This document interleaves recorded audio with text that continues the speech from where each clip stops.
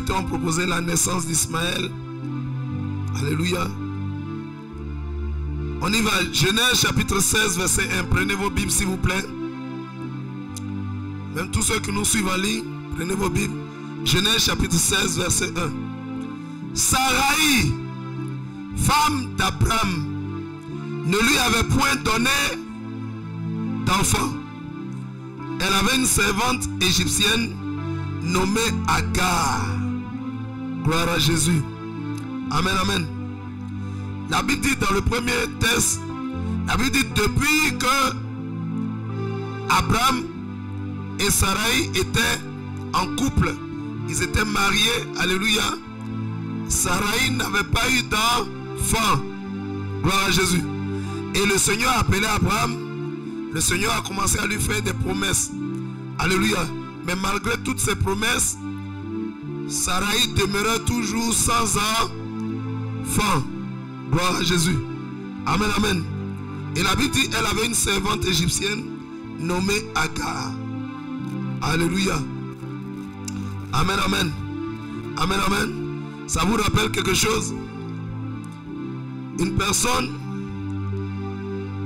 ça vous rappelle quelque chose dans les méditations précédentes? Gloire à Jésus. On va continuer dans le verset 2. La Bible dit, et Sarai dit à Abraham, voici l'Éternel m'a rendu stérile. Viens, je te prie, vers ma servante. Peut-être aurais-je par elle des enfants. Abraham écouta la voix de Sarai. Gloire à Jésus. Alléluia. Ici, le mot que nous avons vu, on dit, elle dit, l'Éternel m'a rendu stérile. La stérilité, c'est quoi? Être stérile. Micro rapidement. Être stérile, c'est de ne pas pouvoir faire d'enfants. Être stérile, c'est ne pas pouvoir faire des enfants. Qui d'autre? Faites passer le micro rapidement. Être stérile, oui. Être stérile, c'est le manque de procréation. C'est le manque de procréation. Oui. Micro rapidement. Un autre serviteur. Bon, selon moi, c'est quelque chose qui ne produit pas. Selon lui, c'est une chose qui ne produit pas. Gloire à Jésus. Sarai dit, l'Éternel m'a rendu stérile. Alléluia. Donc quelqu'un dit la stérilité, c'est le fait de ne pas enfanter. Alléluia. Le fait d'être incapable de procréer. Alléluia. Ne pas pouvoir donner des enfants. Ne pas pouvoir enfanter. Donc la stérilité définie ainsi peut être vue comme quoi? On dit incapacité, impossibilité, incapacité de faire enfant, impossibilité de faire enfant. Alléluia. La stérilité est vue comme quoi? Comme une limitation. Alléluia. Comme une impossibilité, comme une incapacité, comme une limite. En ce sens-là, la stérilité se présente comme quoi? Se présente comme quoi?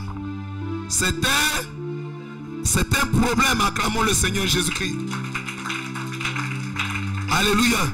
La stérilité est un problème. On a dit lorsqu'un enfant de Dieu est confronté à un problème, que faut-il faire? Oui. Quand un enfant de Dieu est confronté à un problème, parce que toutes ces méditations doivent nous servir d'exemple, doivent nous servir de modèle. On doit prendre les exemples à suivre et les exemples à ne pas suivre. Lorsqu'un enfant de Dieu est confronté à une difficulté, à un défi, à un problème, à une limitation, à un obstacle, qu'est-ce qu'il doit faire? Dans un premier temps, il fait quoi? Il se refait à son créateur. Il se refait à son créateur, tout comme la machine. Alléluia. La machine, quand elle est en panne, alléluia, elle tourne les regards vers son fabricant. Quand la voiture est en panne, la voiture ne va pas chez le menuisier ni chez le maçon. La voiture va chez le concessionnaire. Donc nous, en tant qu'enfants de Dieu, lorsque nous sommes confrontés à une situation difficile, à un défi, à un problème, la Bible nous dit quoi en Jérémie 33, verset 3? Invoque-moi et je te répondrai. Je t'annoncerai des choses cachées que tu ne connais pas. Mais pour invoquer l'Éternel, il faut se tourner vers l'Éternel. Il faut prendre conscience que c'est l'Éternel qui a la solution à nos problèmes. Il faut prendre conscience de ça. Alléluia. Il faut savoir que c'est Dieu seul qui peut nous aider. Donc se tourner vers lui. La Bible dit quoi? En Matthieu 7:7, la Bible dit, demandez et vous recevrez. Est-ce qu'un enfant de Dieu croit véritablement ça? Vous savez, c'est bien beau de faire toutes ces études bibliques, de les méditer. Mais si nous ne mettons pas les Écritures, si nous ne mettons pas la parole de Dieu en pratique, ça ne servirait à rien. C'est bien beau de faire les méditations, de faire les études bibliques. Mais une fois qu'on sort de la salle, si ces choses-là ne nous servent pas de leçon, alléluia, si tout ce que nous avons appris ne nous sert pas de modèle, alléluia, pour marcher selon ça, on serait ici pour rien. On serait ici en vain. On serait ici inutile. Gloire à Jésus. Quelqu'un comprend très bien. La Bible dit, alléluia, que Sarai était confrontée à un problème d'enfantement. Elle était incapable de procréer. Elle était incapable d'enfanter. Gloire à Jésus. Alléluia. On appelle ça la stérilité. Face à ce problème, qu'est-ce qu'elle doit faire? Elle doit se tourner vers son créateur. Gloire à Jésus. Amen. Amen, amen. Parce que dans le plan de Dieu, alléluia, Dieu ne fait jamais le mal. La stérilité, c'est vrai, c'est une limitation, c'est une incapacité. Mais Dieu ne peut pas donner une incapacité à ses serviteurs. Alléluia. Il ne peut pas créer un problème à ses serviteurs. Si Dieu l'a fait, c'est certainement pour une raison. Vous savez, on a l'habitude de l'expliquer durant toutes nos méditations, durant toutes nos études bibliques. Alléluia. Dieu n'est pas un homme pour mentir, ni fils d'un homme pour se repentir. Ce qu'il a dit, ne le fera-t-il pas? Ce que sa bouche a déclaré, ne l'accomplira-t-il pas? Alléluia. Quand Dieu dit, il faut attendre patiemment sa promesse. Alléluia. Il a dit quoi à Abraham? Il a dit à Abraham, je te bénirai. Je te bénirai. C'est quel genre de promesse? C'est une promesse. C'est une promesse. Mais il dit quoi? Je te bénirai. Toi Abraham, je vais te bénir. C'est une promesse individuelle. C'est une alliance individuelle. Je te bénirai. Gloire à Jésus. Et je ferai de toi une grande nation. Allez, je bénirai ta famille. Je vais rendre ta famille grande. C'est une bénédiction quoi? C'est une bénédiction quoi? Familiale. Alléluia. Amen. Familiale. Et il dit, le fruit de tes entrailles sera béni. Il dit, tu seras une source de bénédiction. C'est-à-dire, de toi va sortir quelqu'un qui va bénir toute l'humanité. De toi sortira quelqu'un, alléluia, qui va bénir tous les hommes qui sont sur la terre. Ça, c'est une bénédiction quoi? Universelle. Donc Dieu donne trois sortes de bénédictions à Abraham. Il lui donne une bénédiction individuelle, une bénédiction familiale et une bénédiction universelle. Gloire à Jésus. Acclame le Seigneur pour ces trois bénédictions. Et c'est cet homme-là qui n'arrivait pas à faire d'enfant, qui n'arrivait pas à enfanter. Gloire à Jésus. C'est cet homme-là qui n'arrivait pas à faire des enfants. C'est-à-dire, depuis qu'il était avec sa femme, il n'y avait pas d'enfant. Quelqu'un comprend? Alléluia.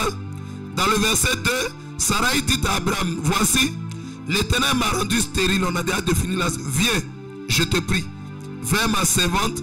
Peut-être aurai-je des enfants. Alléluia. Par elle. Abraham écouta la voix de Sarai. Gloire à Jésus. Amen, amen. Sarai fait quoi? Elle fait une proposition à Abraham. Quel était le besoin de Sarai?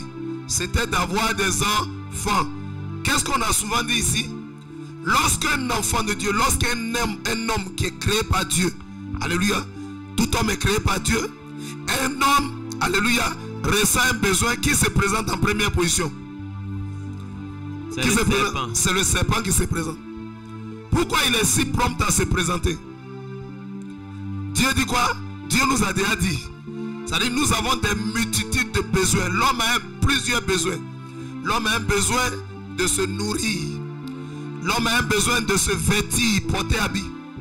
Alléluia. L'homme a un besoin de se loger, habiter dans une maison. Alléluia. L'homme a besoin de se soigner. Alléluia. L'homme a besoin d'enfanter. L'homme a besoin d'avoir des rapports intimes.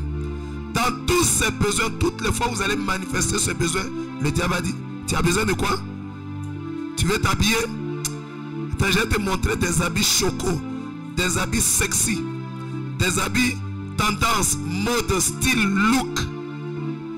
Il faut porter mini jupe, jupe fendue, jupe à un fond derrière, chérie à mon dos, chérie à ma poitrine. Le diable va te présenter un style d'habillement parce que tu ressens le besoin de t'habiller. Mais toi, un enfant de Dieu, il doit regarder à quoi? Il va regarder 1 Timothée 2 verset 9, que la femme tienne soit habillée d'une manière décente, avec pudeur et modestie. Je vous l'ai dit la dernière fois, retenez très bien que aucun homme n'est obligé d'obéir au diable. Nous avons dit que la tentation c'est quoi? Regardez la tentation comme une proposition. L'éternel Dieu qui est le Tout-Puissant ne force pas l'homme. Il nous a donné le libre arbitre. Il nous a donné la faculté de choisir. Il ne nous force jamais. Pourtant il est le plus puissant. Alléluia. Il peut tout simplement claquer du doigt et tous les hommes qui sont sur la terre vont devenir chrétiens. Qu'ils le veuillent ou non. C'est vrai ou bien c'est faux? Dieu peut le faire. Dieu pouvait tout simplement claquer le doigt. Alléluia. Et Jésus allait entrer dans le ventre de Marie. Il peut le faire mais il ne peut pas. Il peut le faire mais il ne peut pas. Mais pourquoi il n'a pas fait? Il a envoyé l'ange Gabriel pour demander à Marie. Je veux mettre mon là. Qu'est-ce que tu dis? Elle dit qu'il me soit fait selon la volonté de Dieu. Et l'ange Gabriel a rapporté, il allait faire le rapport. C'est comme ça Jésus est en train de... Dieu est tout puissant, il ne nous force pas. Ce n'est pas le diable qui peut te forcer. Le serpent ne peut jamais te forcer. Ce qu'il fait, il se présente toutes les fois où tu as un besoin. Amen. Et il te fait sa proposition. Est-ce qu'on est obligé d'accepter proposition? Si on te propose, tu regardes la proposition à la lumière des Écritures. Tu regardes la proposition à la lumière de la parole de Dieu. Si tu ne connais pas la parole dans ce sens, c'est pourquoi on dit de méditer la parole jour et afin de la connaître et de contrarier le diable et de contredire le diable et ne pas obéir à ce que la créature nous dit. Gloire à Jésus. Mais si tu ne connais pas les Écritures, voilà le problème que j'ai, on me dit de faire telle chose. Qu'est-ce que Dieu dit? Alléluia. Il faut méditer les écrits. Gloire à Jésus. Tu ne vas pas toujours aller demander, pasteur, le verset ça là. Vraiment, qu'est-ce que ça veut dire? Voilà, on m'a proposé un truc, mais je ne sais pas si Dieu veut que je fasse ça. Si tu médites ta parole, la parole de Dieu jour et nuit, tu vas voir que tu seras éclairé. Car la parole est une lampe à nos pieds, une lumière sur notre sentier. Gloire à Jésus. Tu as besoin de te vêtir, le diable dit qu'il faut porter mini. Tu as besoin d'avoir des rapports intimes, le diable te dit quoi? Qu'est-ce que Dieu dit? L'homme quittera son père, sa mère, s'attachera à sa femme et les deux deviendront une seule chair. Le diable a dit, c'est pas les filles qui se promènent dans la rue là. Tu as besoin d'avoir des rapports, mais tu perds le temps pourquoi? Voilà les femmes qui se promènent. Serre-toi de moi le serpent. Serre-toi de moi. Psst. Le serpent fait comment? Psst, psst, psst, psst, psst, psst, psst. Serre-toi de ma langue. Serre-toi dans la parole qui est de ma bouche. Et le jeune homme va appeler la fille. Psst, psst, psst, psst. Viens. Psst, psst. Elle va s'arrêter. Oui, tu dis quoi? Alléluia. Est-ce que Dieu a dit quand tu ressens le besoin d'avoir des rapports intimes, il faut accoster une fille dans la rue? Aucune fille ne tombe du ciel. Une fille a toujours un côté papa, un côté maman. Tu veux une femme, cherche à rencontrer ses pasteurs, cherche à rencontrer les membres de sa famille afin d'aller la doter. Alléluia. Gloire à Jésus. Mais tu es là. Pss, pss, pss. Si on te dit, il faut dire je ne suis pas serpent. Il faut dire je ne suis pas serpent. Si tu veux acclamer, tu acclames bien. Tout ce qu'on veut faire pour Dieu, il faut bien faire. Si on ne peut pas bien faire, on laisse. Gloire à Jésus. Tout ce que tu veux faire pour Dieu, fais ça très bien. Si tu veux acclamer le Seigneur, tu lui donnes la gloire. Alléluia. Amen, amen. Ne laisse pas le serpent t'appeler dans la rue. Vous n'avez jamais vu ça? Quand le serpent te dit pss, pss, pss, c'est un agent du diable là. C'est pas le serpent qui siffle comme ça. Tu te tournes et tu commences à parler en langue. Rebabo stekere baba baba lebrayo stekere. Tu commences. Oh,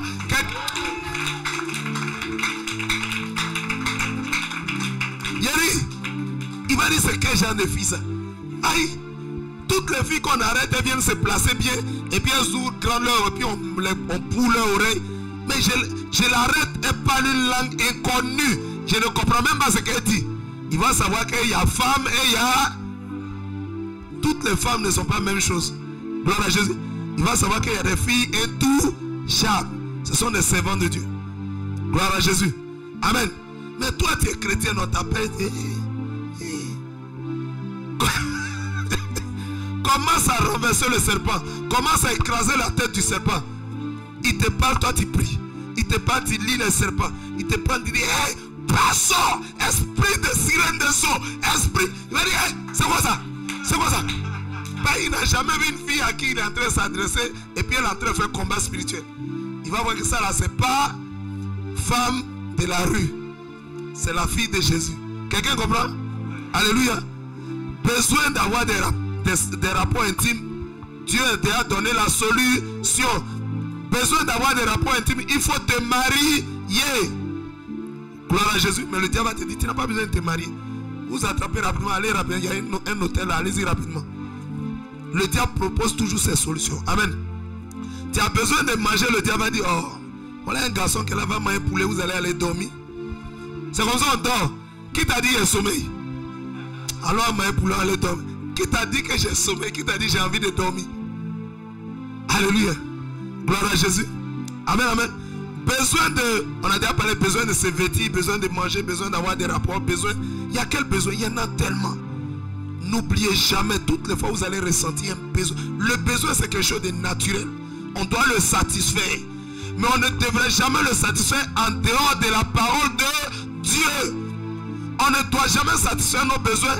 Mais le diable te conseillera toujours de satisfaire tes besoins en dehors de la parole de Dieu.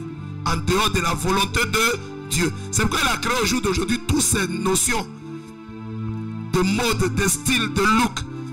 Il a créé aujourd'hui toutes ces notions de go, de gars, de copains, de copines, de petites amies, petite amie.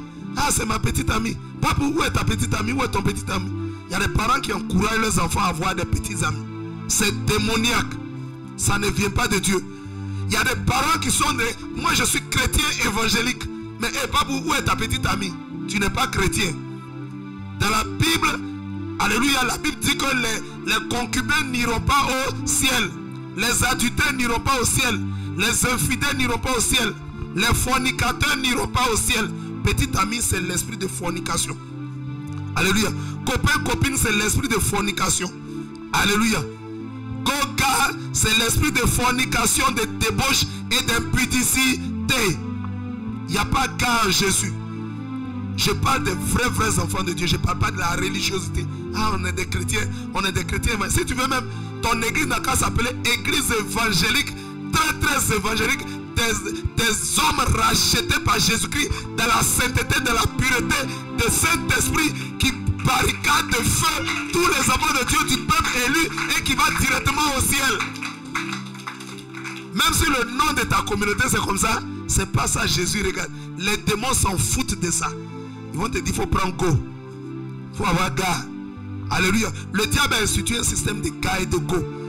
Beaucoup de gens dans l'église sont dedans.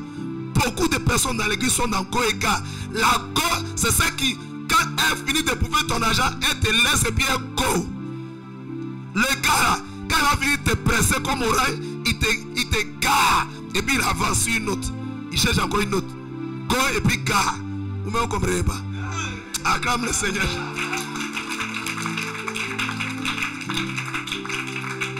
Gloire à Jésus. C'est des thèmes, des notions que le diable a créées, alléluia, pour encourager la fornication et l'impudicité, afin de faire rentrer ces esprits, ces démons de sirène des eaux dans le corps des hommes, afin de mieux les posséder. Gloire à Jésus. Un vrai chrétien n'a pas de go, il n'a pas de gars. Alléluia. Jamais de la vie. Les gens sont dans go et gars dans l'église et on les baptise. On les a restés. Ce n'est pas baptême. Le baptême n'est pas un jeu, ce n'est pas un rituel. C'est un acte spirituel très puissant. Acclame la puissance de la parole de Dieu. Les gens sont dans copains, copines, on les baptise. Ça, c'est pas baptême. On joue trop à l'œuvre de Dieu. On plaisante trop à l'œuvre du roi des rois. Alléluia. Jésus-Christ ne veut pas des églises charnelles, il veut des églises spirituelles. C'est pourquoi il dit, marchez par l'esprit et vous n'accomplirez point les désirs de la chair. Jésus n'a pas dit marchons par la chair. Alléluia. Ne soyons pas des églises charnelles. Veillons sur les Écritures afin de les mettre en pratique. La Bible dit à Jean 13, verset 17, vous serez heureux lorsque vous les pratiquez. C'est pas parce que tu écoutes la parole de Dieu que tu seras heureux. C'est quand tu vas pratiquer ça. Gloire à Jésus. On est des chrétiens ou bien on n'est pas des chrétiens. Alléluia. Avant, nous ne connaissons pas le Seigneur. Mais dès qu'on l'a connu, on doit marcher en nouveauté de vie. Gloire à Jésus. Quand tu as un besoin, réfère-toi aux Écritures. Quand tu as un besoin, n'écoute pas le serpent. Alléluia. Sarai ressentait le besoin de faire des enfants. Elle et son mari. Et Dieu avait fait de nombreuses promesses. Promesses individuelles, promesses familiales, promesses universelles à Abraham. Il avait reçu 3 catégories de promesses très puissantes. Mais Abraham qui a reçu les promesses, sa femme lui dit, bon mon mari, je n'arrive pas à faire enfant, mais j'ai une servante qui est là. On fait comment? Tu la prends, non? Il faut la prendre, tu vas faire enfant avec elle. Ça c'est quoi ça? Est-ce que selon les Écritures c'est dit que quand on n'arrive pas à avoir enfant, il faut prendre une maîtresse, il faut prendre une go, il faut prendre un gars, tu n'arrives pas à avoir enfant, il faut prendre une go, il faut prendre une maîtresse. Et c'est ce que Dieu dit. Qui donne enfant? Qui met enfant dans le ventre de la maman? Qui tisse l'enfant dans le ventre de sa maman? Qui fait sortir l'enfant quand l'enfant a 9 mois? Acclame la puissance de Jésus-Christ de Nazareth. Si tu veux un enfant, va voir Dieu. Si tu n'arrives pas à faire enfant, va voir Dieu. Alléluia. Amen, amen. Parce qu'il t'a déjà fait des promesses. La Bible dit à Habakkuk 2, verset 2 et 3. Alléluia, on va lire ça rapidement. Rapidement. La Bible dit à Habakkuk, chapitre 2, verset 2 et 3. La Bible dit, l'Éternel m'adressa la parole et dit, écris la prophétie, grave-la sur des tables, afin qu'on la lise couramment. Car c'est une prophétie dont le temps est déjà fixé. Alléluia. Et elle marche vers son terme. Et elle ne mentira pas. Si elle tarde, attends-la. Car elle s'accomplira. Elle s'accomplira certainement. Gloire à Jésus. La prophétie de Dieu, on l'attend. Alléluia. Mais on ne l'attend pas en cherchant des maîtresses. Alléluia. On l'attend patiemment dans le jeûne et la prière. Quelqu'un comprend? On l'attend patiemment. Gloire à Jésus. Amen, amen. Amen, amen. Amen, amen. Mais Sarai dit quoi à son mari? Il faut prendre ma servante. Qui se rappelle de cette servante-là? Dieu avait dit, alléluia, et Dieu nous dit à nous tous ici, quel que soit le besoin que vous allez éprouver, quel que soit le besoin que vous allez ressentir, ne descendez jamais en Égypte pour chercher le secours.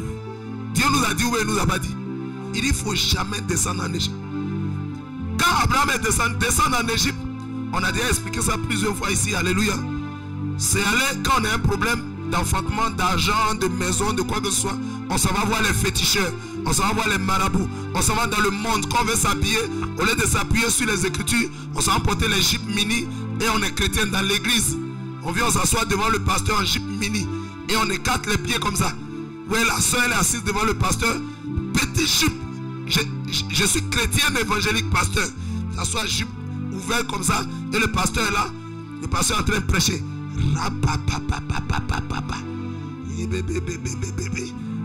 Qu'est-ce qui se passe? Le pasteur est séduit, il est troublé. À cause de qui?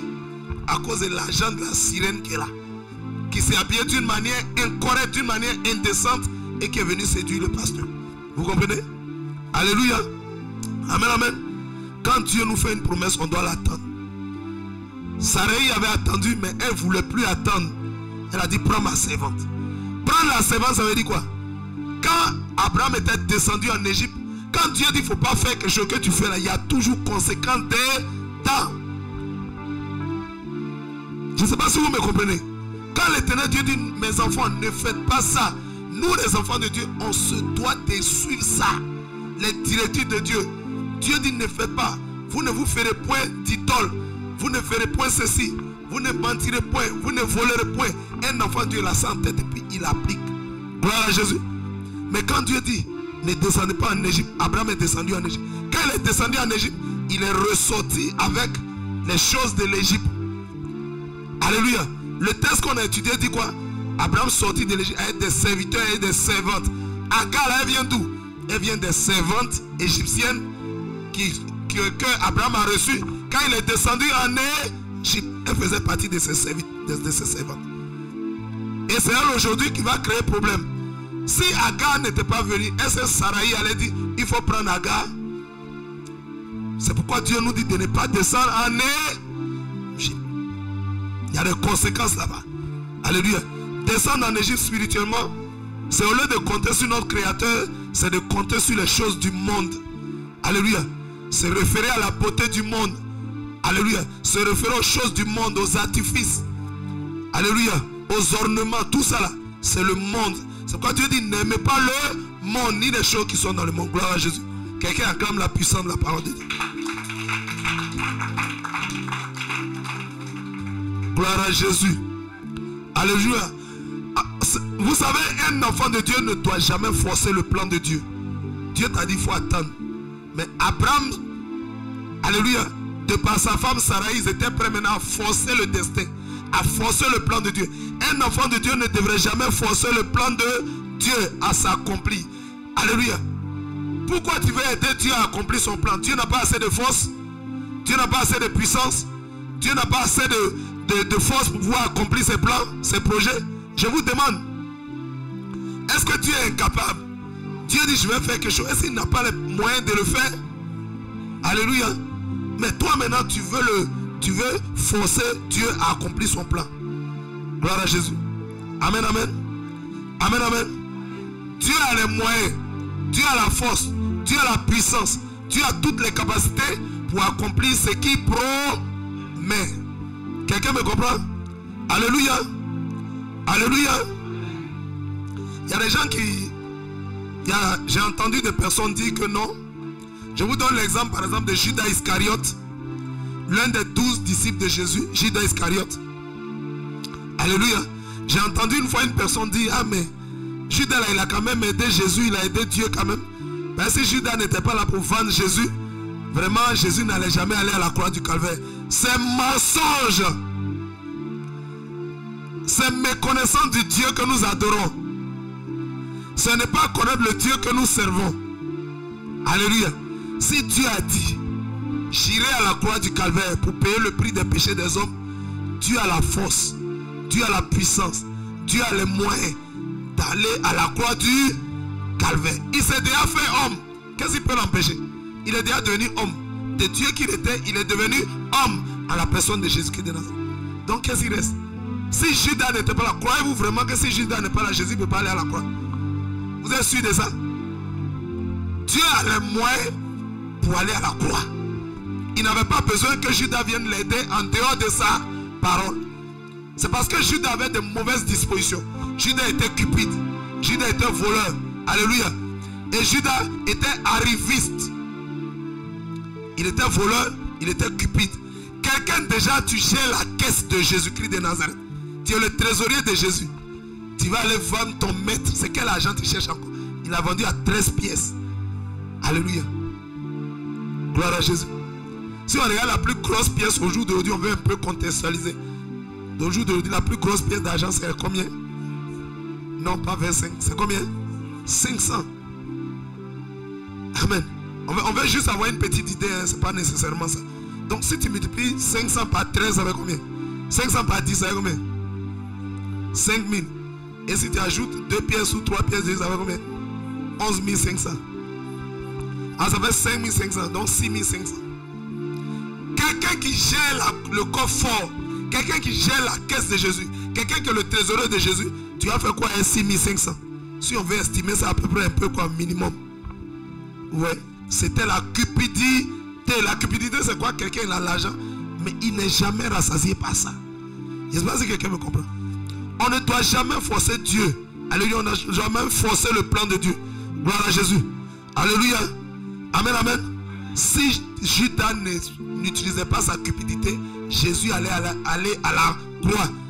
Si tu penses ça, le diable va déjà exploiter. Il va exploiter les pensées que tu as. Tu es en train de dire que Dieu n'est pas capable de faire certaines choses. La Bible dit quoi? En Luc 5, verset 37. Car rien n'est impossible à Dieu.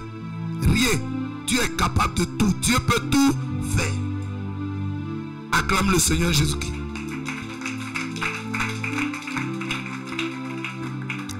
Gloire à Jésus. Alléluia. Amen, amen. Prenons les Écritures. On va lire quelques textes. Hébreux 13, verset 5. Rapidement. Je vous ai dit, Hébreux, allez au bout de tous les livres de l'apôtre Paul. Les 13 lettres de l'apôtre Paul, allez au bout de ça, vous allez trouver Hébreux. Thessaloniciens, Timothée, Tite. Alléluia. Philémon.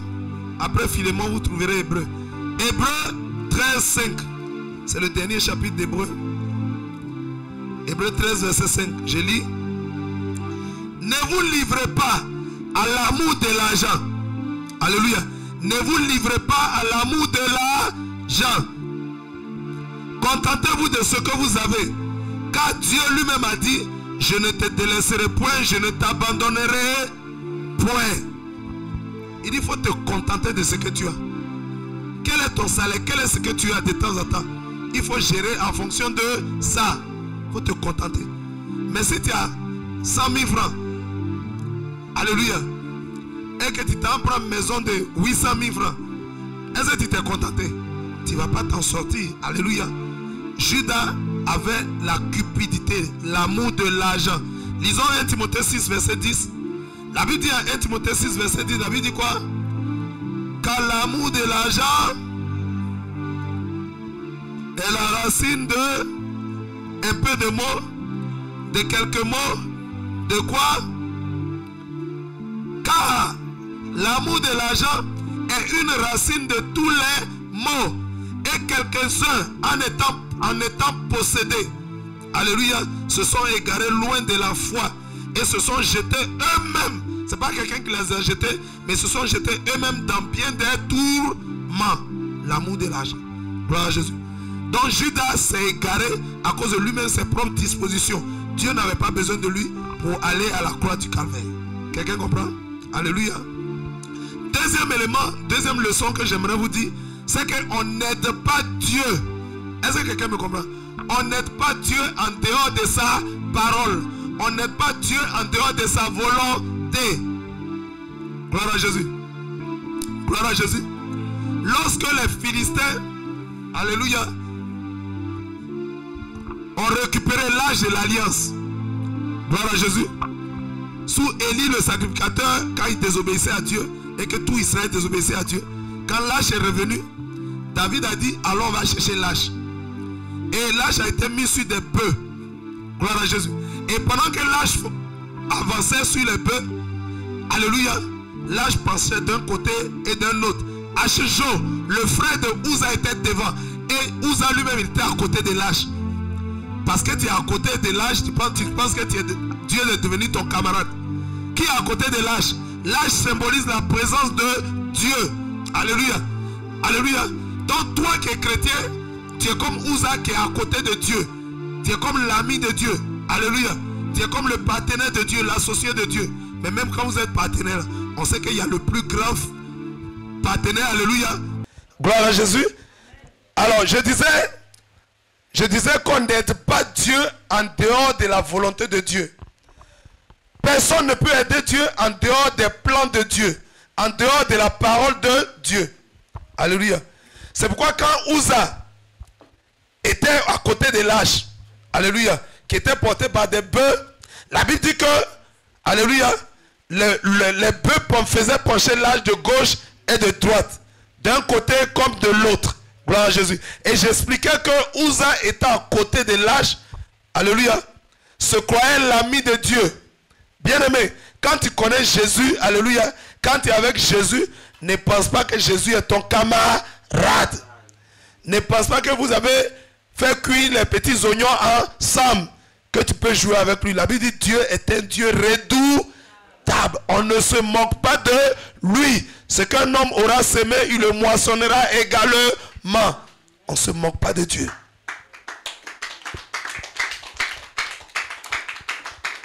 Gloire à Jésus. Vous voyez? Qu'est-ce que vous avez fait? Vous avez dit, hé, les bœufs vont pencher l'âge à gauche et à droite. Vous avez mis sa main, il attrape l'âge. Il veut faire quoi? Il s'est dit, Dieu va tomber. L'âge symbolise, il dit, hey, Dieu va tomber, il faut que j'attrape. Toi, tu peux empêcher Dieu de tomber? Est-ce que Dieu peut tomber? Non. Jamais de la vie. Dieu ne tombe jamais. Dieu ne peut jamais tomber. Et Uza a touché l'âge. En fait, l'âge de l'Éternel avait une interdiction. Gloire à Jésus. Il y avait uniquement que les Lévites qui pouvaient porter l'âge. Alléluia. Si on dit tu peux porter quelque chose, pour porter ça, tu vas faire quoi? Tu vas faire quoi? Tu vas toucher, tu vas attraper. Donc il n'y avait que les Lévites qui pouvaient porter l'âge et prendre soin des ustensiles de la maison de Dieu. Gloire à Jésus. Mais Uza n'était pas et il a touché l'âge. Gloire à Jésus. Il a touché l'âge. Ce faisant, il a commis un péché contre Dieu. Et la Bible déclare que l'Éternel le frappa tout net. Bien aimé. Les deux leçons que nous avons vues ici, c'est que dans un premier temps, on ne force pas Dieu. On ne force pas le plan de Dieu. Dieu peut accomplir son plan. Amen. Et deuxièmement, on n'aide pas Dieu en dehors de sa parole. Quelqu'un comprend? Quand Dieu a frappé Uza net, David dit, hey, hache comme ça qui tue l'homme là. Envoyez ça chez quelqu'un là-bas, n'envoyez pas ça chez moi. L'âge était en route vers la maison de David. Amen.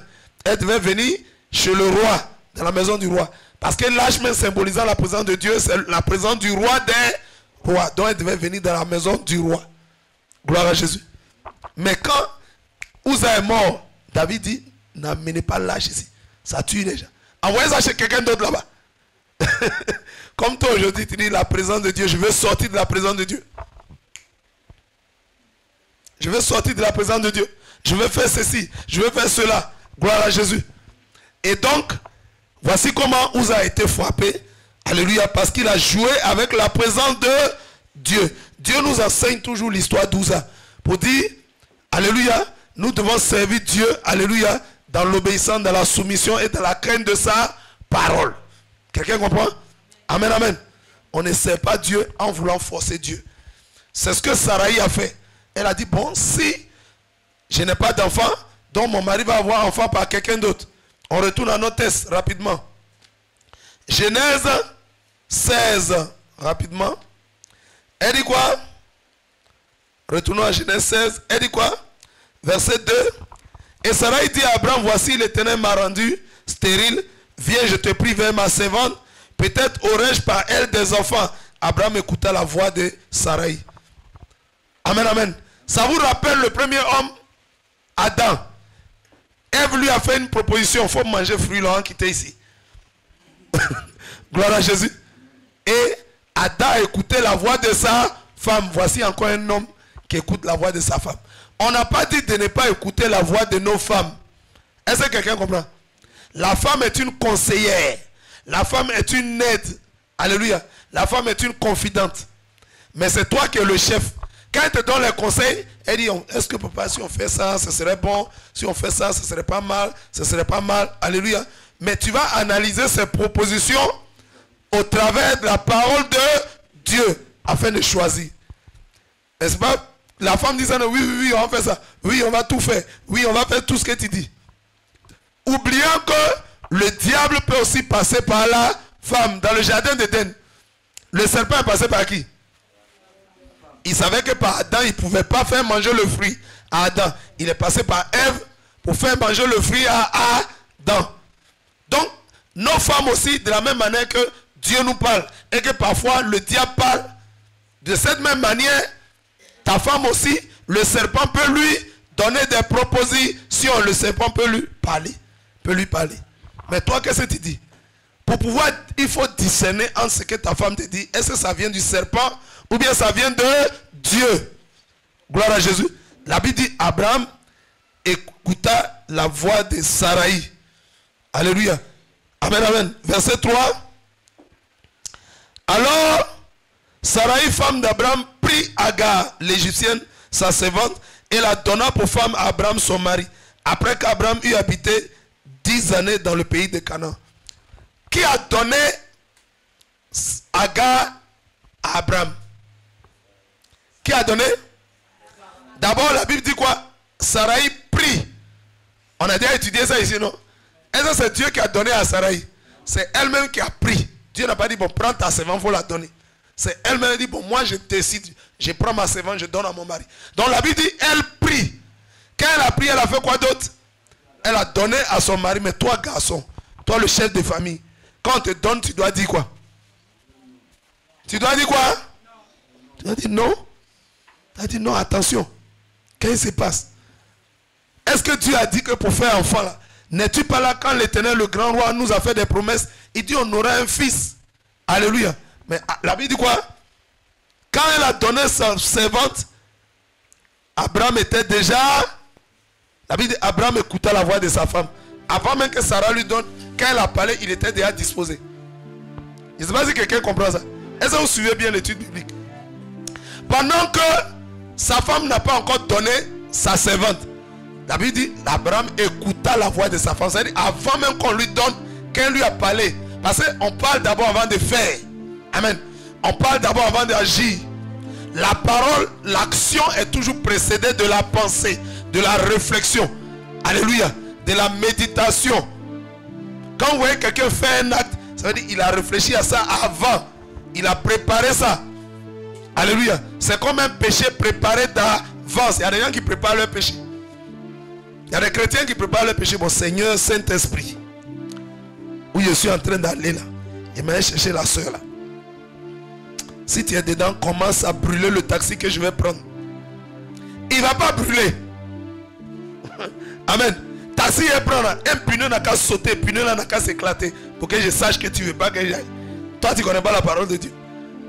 Dieu te dit, il n'y a pas go et gars. Toi-même, tu t'es levé, tu t'es lavé, tu as porté habit, tu as pris l'argent, tu as commandé Yango. Le Yango est venu, tu montes, tu dis, Dieu n'a qu'à brûler. Dieu ne va pas brûler.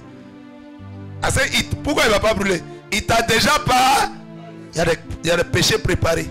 Alléluia. Ça dit, toi tu conçois le péché, tu dis je vais faire, puis après je vais aller demander pardon à Dieu. Ça ne marche pas comme ça. Ça ne fonctionne pas comme ça. Alléluia. Le diable va te smatcher fort même pas. Et tu as préparé le péché. Amen, amen. Amen, amen. Donc, la Bible dit qu'elle donne Agar, sa servante, à son mari. Mais son mari était déjà disposé. Qui sait?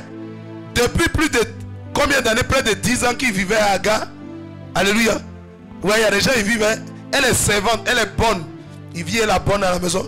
La bonne, elle suit le fauteuil. Elle suit les choses. Elle est là. Elle est dans la maison. Une bonne, elle veut quoi? Elle travaille.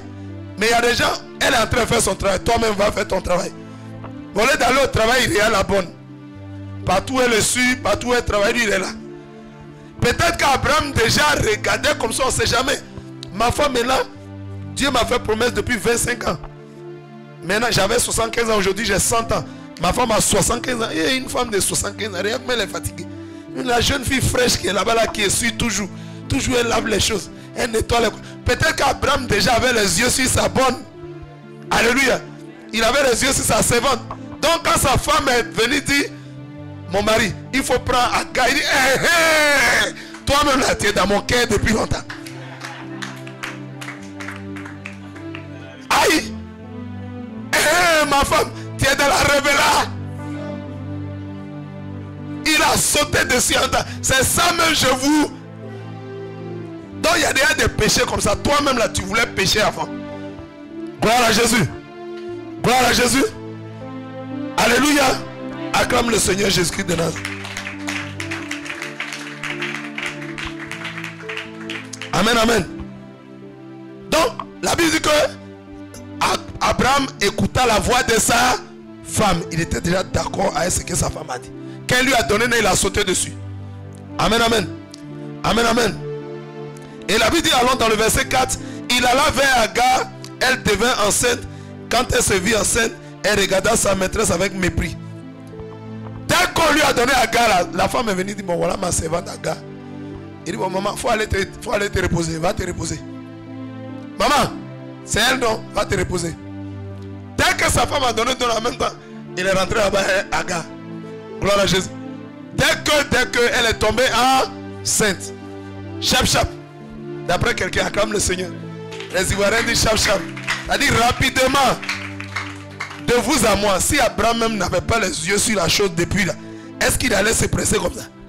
C'est-à-dire, on dirait lui-même il attendait ça, on dirait lui-même il quêtait.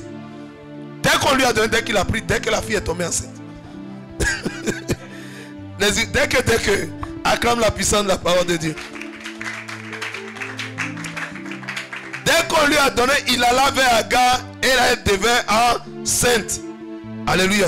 C'est-à-dire qu'on dit une femme enceinte, le ventre a commencé à pousser. Chaque jour, Agar travaille, mais son ventre est gros. Elle est là, le ventre pousse seulement, ça gonfle, ça gonfle, ça gonfle, ça gonfle. Alléluia. Et la Bible dit, elle a commencé à mépriser sa maîtresse. Elle a commencé à ne plus la respecter, lui donner l'honneur qui lui est dû. Avant, quand Sarah parlait, dit oui tati, tati d'accord, j'ai compris, j'ai bien essuyé le salon. Tati, j'ai compris. Mais quand Sarah passe maintenant, Agar aussi passe. Quand Sarah passe ici, Agar aussi passe de l'autre côté. Alléluia. Quand Sarah s'assoit dans le fauteuil, Agar s'assoit dans le fauteuil et puis elle croise ses pieds quoi. Sarah dit, hey, toi tu te crois où? Elle dit, toi tu dors dans la chambre là, moi aussi je dors dans la... Quand tu sors là, moi je vais dormir là. Ce que tu vois, je vois. Ce que tu connais, je connais. Ce que tu manges, je mange. On est devenu même chose. Alléluia. Pourtant, Sarai était la maîtresse de maison et Agar était la sœur. Qui a fait ça?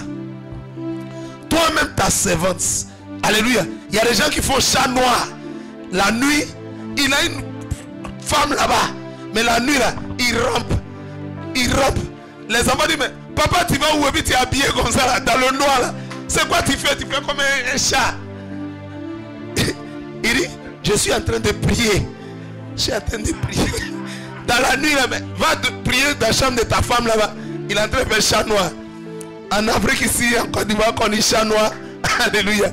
C'est des hommes qui aiment à ramper la nuit pour rentrer dans la chambre des servantes. Donc c'est ce qu'on peut imaginer qu'Abraham faisait ça maintenant. Gloire à Jésus. Donc Agar a commencé à se foutre de sa maîtresse. Elle ne lui donnait plus les honneurs qui lui sont dus. Elle ne la respectait plus. Et dans le verset 5, et Sarah dit à Abraham, l'outrage, alléluia, qui m'est fait aujourd'hui, amen, amen, amen, amen, amen, amen. Regardez, la Bible dit quoi? Sarah dit quoi?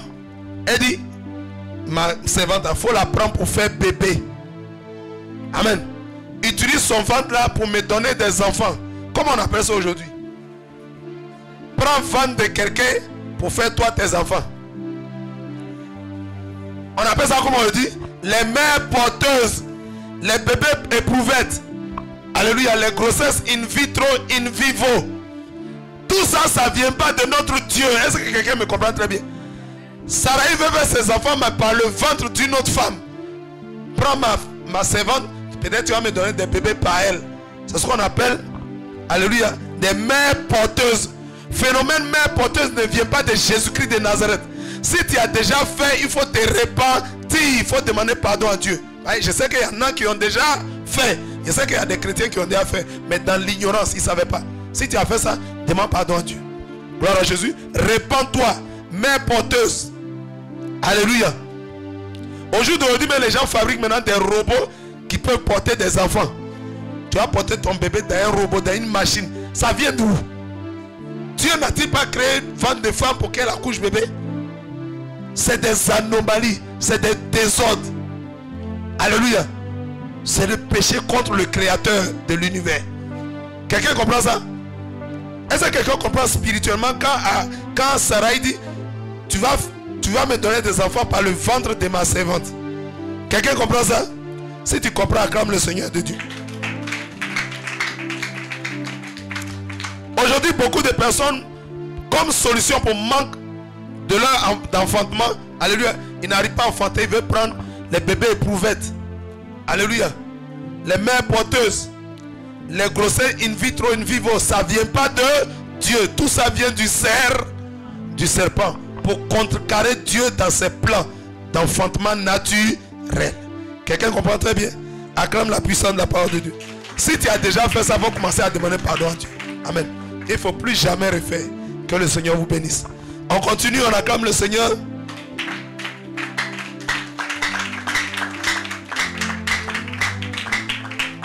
Un enfant de Dieu doit s'y abstenir. Un enfant de Dieu ne doit pas faire ça. Alléluia. Amen, amen. Allons-y dans le verset 5. Le verset 5 dit quoi?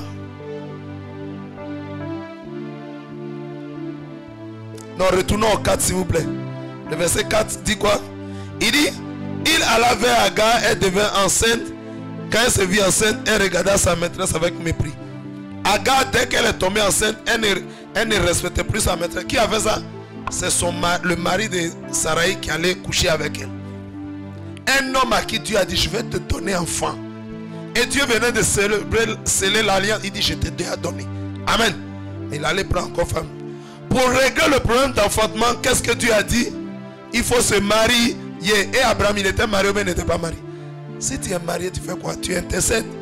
Mais tu vas aller chercher une autre femme. Alléluia. Abraham n'était pas prêt à attendre le temps de Dieu. Le temps de Dieu est toujours le meilleur. Le temps de Dieu, c'est le temps Kairos. C'est le meilleur temps. Alléluia. C'est le bon moment. Hier, on a vu ça. Dieu ne vient pas trop tard, Dieu ne vient pas très tôt. Dieu vient en son temps. C'est le meilleur temps. Le temps que Dieu a choisi, c'est le meilleur temps. Acclame le Seigneur Jésus-Christ de Nazareth. Gloire à Jésus. Ça veut dire quoi? Le chrétien doit faire quoi? Lorsque Dieu vous fait une promesse, vous devez faire quoi? On doit passer à... Alléluia. Le premier fruit de l'esprit, c'est l'amour. Le premier fruit de l'amour, c'est la patience. Si tu es un enfant de Dieu, il faut apprendre à patienter. Il faut persévérer dans la patience. Alléluia. Il faut attendre le temps de Dieu. L'impatience nous pousse souvent à plein de péchés, à la désobéissance et à pécher contre notre Dieu. Gloire à Jésus. Amen, amen. Abraham qui avait pour servante Agar est devenue comme sa deuxième femme. Gloire à Jésus.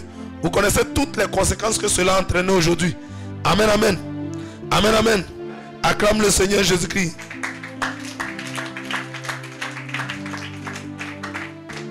Allons-y dans le verset 5. Genèse 16, verset 5.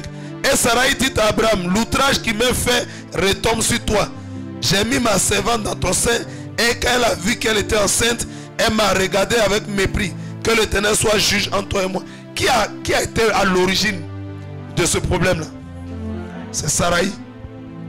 Mais elle se plaint aujourd'hui. Elle dit que non, son mari a fait que sa servante ne la respecte pas. C'est pas toi-même qui es venu me proposer ta servante. Même si Abraham a un peu les yeux, mais c'est toi qui es venu donner ta servante. Alléluia. Elle dit que Dieu soit juge entre toi et moi. Gloire à Jésus. Et qu'est-ce qu'Abraham dit? Allons-y dans le verset 6. Abraham répondit à Sarai, voici ta servante est en ton pouvoir. Agis à son égard comme tu le trouveras bon. Alors Sarai maltraita Agar et Agar s'enfuit. Le nom Agar même veut dire quoi? D'accord. Agar même veut dire fuir. Agar veut dire fuite. C'est pas étonnant que quand Abraham en tant que chef de famille a donné tous les pouvoirs à sa famille, tu es maîtresse de maison, non? Faut la gérer. Faut la gérer. Occupe-toi d'elle, traite-la comme tu veux. Et Sarai a commencé à la maltraiter. Agar s'est enfuie. Gloire à Jésus. Elle a fui là. Elle-même, son nom même avant, c'était fuir, la fuite. Donc Agar a fui. Amen, amen. Selon le nom qu'elle porte, elle s'est enfuie. Verset 7. La Bible dit quoi? L'ange de l'Éternel la trouva près d'une source dans le désert, près de la source qui est sur le chemin de Chour. L'ange de l'Éternel la trouva près d'une source dans le désert. Gloire à Jésus. Amen, amen. Amen, amen. Agar était servante.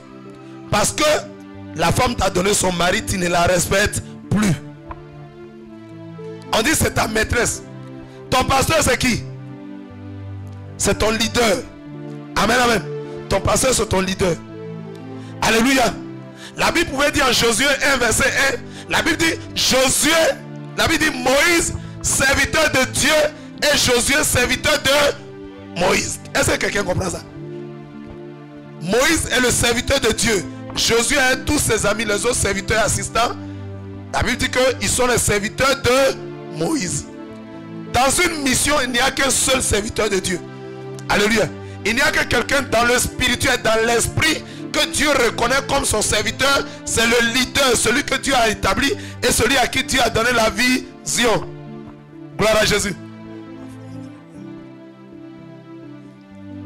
Alléluia.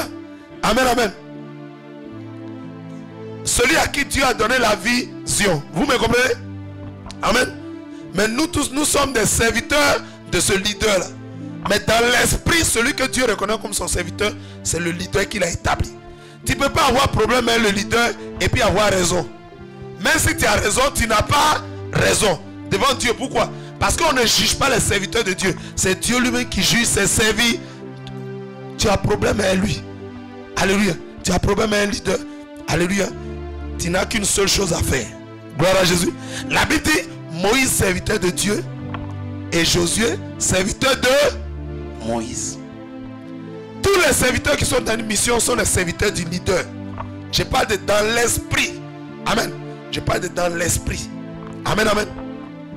Dieu voit ça comme ça. À tel enseigne que toi, le serviteur, un serviteur fait quoi? Il obéit à son maître. Il respecte les directives que Dieu a données au leader et que Dieu lui donne, lui, il respecte ça. Agar s'est enfui. Alléluia. Et s'est enfui. Merci beaucoup. Acclamons le Seigneur. Quand elle s'est enfuie, alléluia, elle est allée au désert de Chou. Le désert de Chou vous rappelle quoi? Elle est en Canaan. Elle descend, elle fuit, elle va vers le désert de Chou. Le désert de Chou est à côté de quoi? C'est à côté de l'Égypte. Donc elle partait où? Elle fuyait pour aller où? Pour retourner dans son pays. Et dans le désert de Chou, avant d'entrer en Égypte, l'ange éternel dit, hey, tu vas où? Gloire à Jésus. Lisons les Écritures. Verset 8. Il dit, Agar, servant de Dieu, d'où viens-tu et où vas-tu? Servant de Saraï, excusez-moi. Il dit, Agar, servant de Saraï, d'où viens-tu et où vas-tu? Elle répondit, je fuis loin de Saraï, ma maîtresse. On a tellement parlé des serviteurs de Dieu. Alléluia. Amen, amen. Amen, amen. L'ange de l'Éternel lui pose une question. Où tu es quitté et puis où tu vas? Dieu sait qu'un homme là, un homme doit se rendre compte de quelque chose. Où est-ce que je suis quitté? Où je vais? Où l'homme est quitté, c'est où son ori. Il faut savoir toujours d'où tu es quitté. Alléluia. Avant tout chose, avant de faire tout chose, il faut te rappeler de d'où Dieu t'a tiré, où tu es quitté. Alléluia. Afin de savoir très bien où tu vas, avec qui tu marches, avec qui tu avances. Rappelle de toi toujours de tout où tu es quitté et où tu vas. Agar ne savait pas ça. Agar était qui? Elle était une servante. Une servante c'est qui? Une bonne. Alléluia. C'est qu'elle est là pour aider le foyer à avancer. Alléluia. La Bible l'appelle une bonne. On l'appelle une bonne. Une bonne ça veut dire quoi? Une bonne. Est-ce qu'elle fait des mauvaises choses? Elle fait des bonnes choses. Quand le maître lui dit fais ça, elle fait. On dit ah tu es bonne. Tu es gentil. Tu es bien. On dit une bonne. Alléluia. Ça veut dire elle fait des bonnes choses. Mais une bonne. Tu es là pour servir ton maître. S'il crie sur toi, tu vas te fâcher. Si tu donnes les directives, tu vas te fâcher. Si tu es réprimande, tu as commencé à être hautaine, à ne pas la... Tu dois te comporter comme une bonne. Tu dois toujours être bonne. Ça ne doit pas changer ta nature bonne. Mais elle se rebelle contre sa servante, contre sa maîtresse. Et elle dit, je ne suis plus dans cette maison, je retourne dans mon pays. Gloire à Jésus. Quand elle retourne vers son pays, l'ange lui dit, arrête-toi. N'oublie pas que tu es une bonne. Tu dois obéir. Une bonne, elle veut quoi? Elle obéit. Gloire à Jésus. On a presque terminé. Verset 9. L'ange éternel lui dit, retourne vers ta servante et humilie-toi sous sa main. Quand tu as désobéi à Dieu dans une mission, alléluia. Si tu as dit je m'ai servi Dieu, Dieu dit d'ouvrir l'église, c'est pas ça. L'ange dit quoi? Retourne dans l'église où tu étais et humilie-toi. Ça veut dire va demander pardon. Voilà la direction que Dieu nous donne. L'église n'est pas boutique pour qu'on aille, j'ouvre l'église, je vais ouvrir mon église. Lui, on lui passe ça, je vais ouvrir mon église. Lui, on dit, je vais ouvrir ma mission. Lui, non, Dieu dit retourne vers ton maître et humilie-toi. L'humilité, abaisse-toi. Obéis-lui les directives qu'il va te donner, il faut obéir à ça. Quelqu'un comprend? Alléluia. Verset 10, il dit quoi? Retourne vers ta maîtresse et humilie-toi. Il devait retourner vers qui? Le leader contre lequel tu t'es rébellé, c'est vers lui que tu dois retourner. Le responsable de la mission avec lequel tu as fait par là-bas, c'est vers lui que tu dois retourner pour t'humilier. Amen. Pour lui obéir. Gloire à Jésus. Il nous reste 4 versets. L'ange de l'Éternel lui dit, je multiplierai ta postérité et elle sera si nombreuse qu'on ne pourra la compter. Ce n'est que quand tu as obéi, tu es retourné vers ton leader pour t'humilier là. Qu'est-ce qui commence? La bénédiction commence à se rattacher à toi. Quand tu te rattaches à l'obéissance, tu te rattaches à la soumission, tu te rattaches à la crainte de l'Éternel, ben, la Bible parle de l'ange de l'Éternel. L'ange de l'Éternel, c'est la représentation de Dieu lui-même. La Bible ne dit pas un ange de Dieu. La Bible dit l'ange de l'Éternel. Alléluia. L'ange de l'Éternel, dans plusieurs textes bibliques, il symbolise Dieu lui-même. Alléluia. Ce n'est pas tous les anges. Je vous parle de l'ange de l'Éternel. Donc c'est Dieu même qui était en train de lui dire retourne. Tu as dit non, Dieu m'a appelé. Comme j'ai fait par là, je vais ouvrir mon église. On n'ouvre pas église pour ouvrir église. Retourne vers lui et humilie-toi. C'est alors que la bénédiction va commencer. L'ange de l'Éternel lui dit, je multiplierai ta postérité, elle sera si nombreuse qu'on ne pourra la compter. Verset 11. L'ange de l'Éternel lui dit, voici tu es enceinte, tu enfanteras un fils à qui tu donneras le nom d'Ismaël, car l'Éternel a attendu dans ton affliction. Alléluia. Le mot Ismaël, alléluia, c'est un mot hébreu qui vient de Yishma. Yishmaël. Elle c'est qui? C'est Dieu. Yishma, ça veut dire Dieu a entendu. Quand elle était enceinte et qu'elle fuyait sa maîtresse, l'ange lui a dit retourne, l'ange de l'Éternel. Dieu lui dit retourne vers ta maîtresse, humilie-toi. Gloire à Jésus. Et Dieu dit, l'enfant qui va naître, il faut lui dire que j'ai exaucé ta prière. J'ai écouté ta prière. Yishmaël. Dieu a entendu. Acclame la puissance de la parole de Dieu. Quand Dieu finit ça dans le verset 12, il dit, il sera comme un âne sauvage. Un âne c'est quoi? Un âne. Gloire à Jésus. Qui connaît sauvage? Sauvage ça veut dire quoi? Il dit Ismaël, l'enfant que tu vas mettre au monde, il sera comme un âne sauvage. Sauvage ça veut dire quoi? Qu'on ne peut pas maîtriser. Alléluia. Qu'on ne peut pas maîtriser. Alléluia. Et l'ange dit, il sera contre tous et tous seront contre lui. Il donne la destinée d'Ismaël. Amen. Verset 13, on a presque fini. Elle appela Ata El Roi le nom de l'Éternel qui lui avait parlé. Car elle dit, ai-je rien vu ici après qu'il m'a vu? Elle donne le nom au puits qui était dans celui. Elle dit Ata El Roi. Ça veut dire quoi? J'ai vu celui qui me voit. Qui nous voit, c'est Dieu. Elle dit, j'ai vu celui qui me voit. Celui qui est vivant et qui me voit. Gloire à Jésus. Verset 14, c'est pourquoi l'on appela ce puits du nom de Lachai Roy. Et il est entre Kadesh et Baret. Verset 15, Agar enfanta un fils à Abraham. Et elle lui donna le nom d'Ishmaël, au fils qu'Agar lui avait enfanté. Amen, amen. Elle donne effectivement, comme l'ange avait dit, elle dit, il s'appellera Ismaël. Et le verset 16, enfin, pour terminer, le verset 16, Abraham était âgé de 86 ans lorsque Agar enfanta Ismaël à Abraham. Alléluia. Alléluia. Enfanta à Abraham. Gloire à Jésus. Quelqu'un a bien compris? Est-ce que vous avez compris? L'enfant qu'il a eu, lui a donné quel nom? Ismaël, comme Dieu avait dit. Ça veut dire Dieu a entendu. Que quelqu'un acclame la puissance de la parole de Dieu. Gloire à Jésus. Amen, amen. Amen, amen. Quelle est la leçon qu'on retient aujourd'hui dans la méditation d'aujourd'hui? La désobéissance a encore entraîné plusieurs mauvaises choses. Amen, amen. Oui. Donnez le micro rapidement. En conclusion, on termine. Tu vas commencer à te tenir debout. Commence à te tenir debout.